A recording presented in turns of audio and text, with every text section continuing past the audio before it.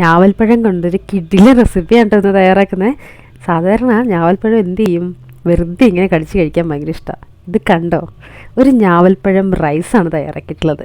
ഞാവൽപ്പഴം വെച്ചിട്ട് റൈസോ എന്നിങ്ങനെ ചിന്തിക്കുന്നുണ്ടാവും. പക്ഷേ ഞാവൽപ്പഴം ചേർത്തിട്ട് എന്ത് തയ്യാറാക്കില്ലേ. ഇന്നലെ ഞാനൊരു സർബത്ത് കാണിച്ചിട്ടുണ്ടായിരുന്നില്ലേ, ആ സർബത്തിൻ്റെ ടേസ്റ്റൊക്കെ ഉണ്ടല്ലോ. ഇതുപോലൊരു ഞാവൽപ്പഴം റൈസും ഒപ്പം ഒരു ഞാവൽപ്പഴം സർബത്തും ഒക്കെ ഉണ്ടെങ്കിൽ ഹെൽത്തി എന്നൊക്കെ പറഞ്ഞു കഴിഞ്ഞാണ്ടല്ലോ, ഇതൊക്കെയാണ് വളരെ പെട്ടെന്ന് തയ്യാറാക്കാൻ പറ്റുന്ന ഈ ഒരു വിഭവം എങ്ങനെയാണെന്ന് നോക്കാം. അപ്പോൾ അതിനായിട്ട് സോനാ മസൂരി റൈസ് എടുത്തിട്ടുള്ളത്. നമ്മൾ ഏതാണോ ഇതുപോലെ റൈസ് ഐറ്റംസ് തയ്യാറാക്കാൻ നിങ്ങൾക്ക് ഇഷ്ടമുള്ള റൈസ് എടുക്കാവുന്നതാണ്. അപ്പോൾ ആ ഒരു റൈസ്, ഇപ്പോൾ ബസുമതി റൈസ് ആയിരുന്നാലും അല്ലെങ്കിൽ ജീര റൈസ് ആയിരുന്നാലും ഒക്കെ ഇതിന് നല്ലതാണ്. ആ റൈസ് എടുക്കുക. റൈസ് എടുത്തതിന് ശേഷം കുക്കറിലോട്ട് കുറച്ച് വെള്ളം ഒഴിച്ച്, കഴുകിയതിന് ശേഷം കുക്കറിലോട്ട് കുറച്ച് വെള്ളം ഒഴിച്ച് ഒരു 1/4 ഭാഗം ഇതുമാതിരി വേവിച്ചെടുക്കുക. നല്ല ഉതിരുതിരായിട്ടിരിക്കണം കേട്ടോ. ആ ഒരു പാകത്തിന് ഇതുപോലെ വേവിച്ചെടുക്കുക. വേവിച്ചതിന് ശേഷമാണ് ഇനി ബാക്കിയുള്ള കാര്യങ്ങൾക്ക് ചേർക്കേണ്ടത്. ഇതിലോട്ട് ഞാനൊരു കുറച്ച് ഉപ്പ് ചേർത്തിട്ടുണ്ട്. അധികം ഉപ്പ് ആവരുത്. ബാക്കിയൊക്കെ നമുക്ക് ആ ചേരുവയുടെ കൂടെ ചേർക്കാവുന്നതാണ്. അപ്പോൾ ഇനി വേണ്ടത് ഞാവൽപ്പഴമാണ്. ഞാവൽപ്പഴം നന്നായി കഴുകിയതിന് ശേഷം കുരു മാറ്റി ഇതുപോലെ ഇങ്ങനെ കട്ട് ചെയ്തെടുക്കുക. ഇങ്ങനെ കട്ട് ചെയ്തെടുത്തതിന് ശേഷം എന്ത് ചെയ്യണമെന്നറിയോ, ഇത് മിക്സിയുടെ ജാറിലോട്ട് മാറ്റിയിട്ട് നന്നായിട്ടൊന്ന് അരച്ചെടുക്കണം. അരയ്ക്കുമ്പോൾ ആളങ്ങ് മാറും കേട്ടോ, വേറൊരു ലെവൽ കളറാണ്. കണ്ടില്ലേ, നല്ല രസമുള്ള ഈ കളറ് തന്നെയാണ് നമ്മൾ കൂടുതൽ പിടിച്ചിരുത്തുന്നത്. ഒരിക്കലും നമ്മളൊരു ഫുഡ് കളർ ചേർത്ത് കഴിഞ്ഞാൽ പോലും ഇത്രയും ഭംഗി ഉണ്ടാവുമെന്ന് അറിയാൻ പറ്റില്ല. അതുപോലത്തെ നാച്ചുറലായിട്ടുള്ള കളറാണ് ഇതിന്.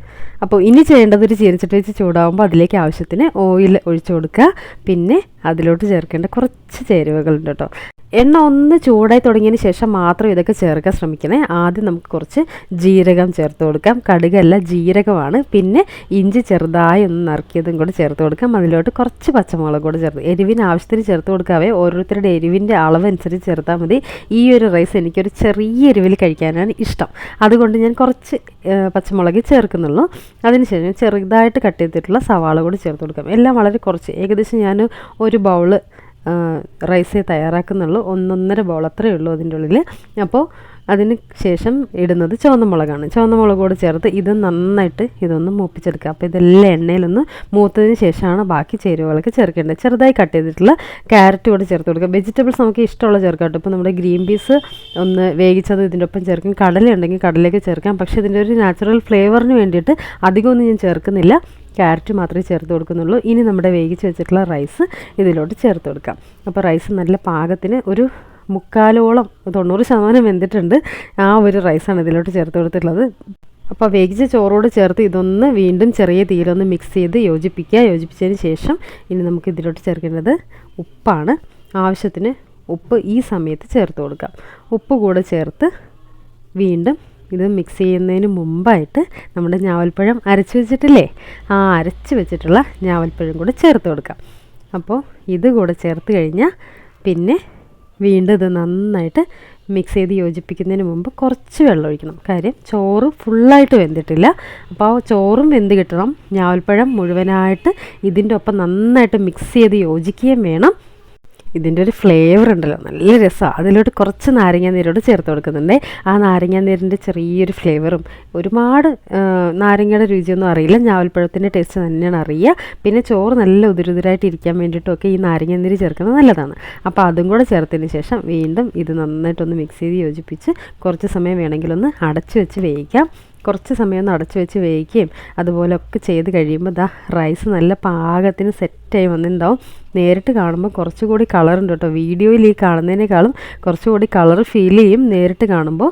അപ്പോൾ ഞാവൽപ്പഴം ആ ഒരു പാകത്തിന് ചേർത്താൽ മതി, ഒത്തിരി ആയിപ്പോവുകയും ചെയ്യരുത്. എന്നാൽ ചോറിൽ മുഴുവനായിട്ട് ഇത് മിക്സായിട്ടുണ്ടാവുകയും വേണം. ഇതിങ്ങനെ കഴിക്കുമ്പോൾ ഞാവൽപ്പഴത്തിൻ്റെ ആ ഒരു ഫ്ലേവർ വരുമ്പോൾ എന്ത് രസം എന്നറിയോ, കഴിച്ചുകൊണ്ടേയിരിക്കാൻ തോന്നും. ഇതിന് കൂടെ വേറെ കറി വല്ലതും വേണമെന്ന് ചോദിച്ചാൽ ഞാൻ വേറെ കറിയൊന്നും പറയില്ല, ഇതിങ്ങനെ തന്നെ കഴിക്കാൻ നല്ല ടേസ്റ്റാണ്.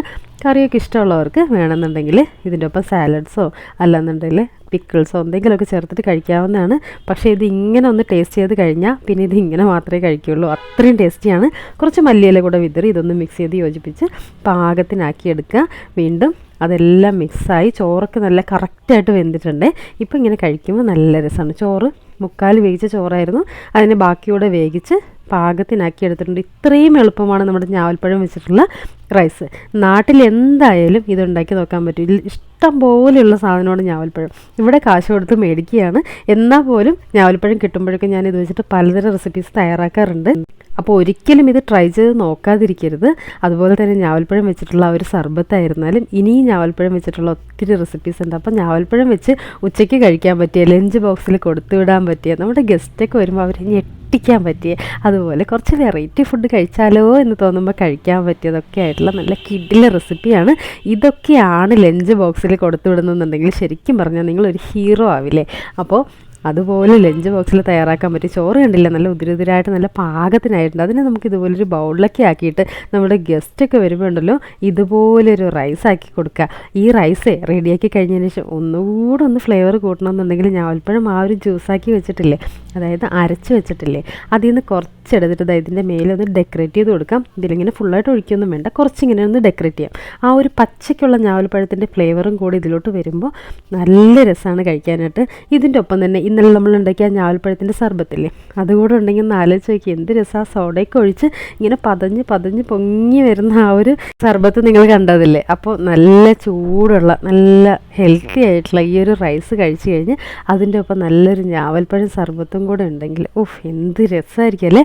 അപ്പോൾ ട്രൈ ചെയ്ത് നോക്കാതിരിക്കരുത്. വളരെ വളരെ വളരെ ഹെൽത്തി ആയിട്ടുള്ള നല്ല ടേസ്റ്റി ആയിട്ടുള്ള എന്നാൽ എപ്പോഴും നമുക്ക് കിട്ടുന്ന, എപ്പോഴും തയ്യാറാക്കാൻ പറ്റുന്ന, പ്രത്യേകിച്ച് നാട്ടിലൊക്കെ ഇത് കിട്ടാതിരിക്കില്ല. എല്ലാവർക്കും അറിയുന്ന ഒന്നാണ്, എല്ലാവർക്കും ഇഷ്ടമുള്ള ഒന്നാണ് ഞാവൽപ്പഴം.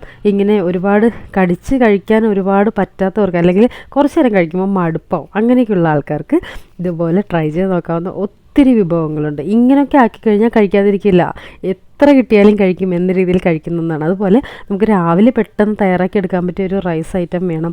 വേറെ പ്രത്യേകിച്ച് ഒരുപാട് പച്ചക്കറിയൊന്നും കയ്യിലില്ല, എന്നാൽ വീട്ടിൽ 4-5 ഞാവൽപ്പഴം ഇരിക്കുന്നുണ്ട്, അല്ലാന്നുണ്ടെങ്കിൽ നമ്മുടെ തൊടിയിൽ കുറച്ച് ഞാവൽപ്പഴം ഉണ്ടല്ലോ, അങ്ങനെയൊക്കെ ഉണ്ടെന്നുണ്ടെങ്കിൽ ഒരിക്കലും മിസ് ചെയ്യരുത്. ഇതൊക്കെ ഒരു വലിയ കാര്യമാണ്. ഇങ്ങനൊരു ഹെൽത്തി ആയിട്ടുള്ളൊരു ഫുഡ് റെഡിയാക്കി നമ്മൾ കൊടുത്തു വിടുന്നതും അതുപോലെ ഫുഡ് റെഡിയാക്കി കഴിക്കുന്നതൊക്കെ. ഞാവൽപ്പഴം നിസ്സാരക്കാരനല്ല, ഒരുപാട് അസുഖങ്ങൾക്ക് മരുന്നാണ് ഞാവൽപ്പഴം. ഒരു മരുന്ന് പോലെ കഴിക്കാൻ പറ്റുന്ന ഒന്നാണ് നമ്മുടെ ഞാവൽപ്പഴം. പ്രകൃതിയിൽ നിന്ന് ഇത്രയും ഭംഗിയുള്ളൊരു നിറം തന്നിട്ടുള്ളത് തന്നെ ശരിക്കും കൗതുകം മാത്രമല്ല, നമുക്കതൊരു വളരെ ഹെൽത്തി ആയിട്ടുള്ളൊരു ബ്ലെസ്ഡ് ആയിട്ടുള്ളൊരു ഫ്രൂട്ട് തന്നെയാണ് നമ്മുടെ ഈ ഞാവൽപ്പഴം. അപ്പോൾ കഴിക്കാതിരിക്കരുത്, ട്രൈ ചെയ്യാതിരിക്കരുത്. ഇതെന്തായാലും ഒരു തവണയെങ്കിലും ജീവിതത്തിൽ കഴിച്ചില്ലെങ്കിൽ നഷ്ടം തന്നെയാണെന്ന് പറയാം. അപ്പോൾ അതുപോലെ നല്ല ടേസ്റ്റി ആയിട്ട്, നല്ല ഹെൽത്തി ആയിട്ട്, നല്ല കളർഫുള്ളായിട്ടും നല്ല ഒരു ഗിഫ്റ്റഡ് ഒരു ഫ്രൂട്ടായിട്ടുള്ള നമ്മുടെ ഞാവൽപ്പഴം വെച്ചിട്ട് നല്ല സൂപ്പറായിട്ടുള്ള ഒരു റെസിപ്പിയാണ് തയ്യാറാക്കിയിട്ടുള്ളത്. ഇതെല്ലാവർക്കും തീർച്ചയായും ഇഷ്ടപ്പെടും. അപ്പോൾ ലഞ്ച് വെറൈറ്റീസ് എന്ത് ചെയ്യും എന്ന് ആലോചിച്ച് കഷ്ടപ്പെടേണ്ട, ഒരു 4-5 ഞാവൽപ്പഴം ഉണ്ടെങ്കിൽ സുഖമായിട്ട് നമുക്ക് ലഞ്ചിനൊരു വെറൈറ്റി ഡിഷ് തയ്യാറാക്കാം.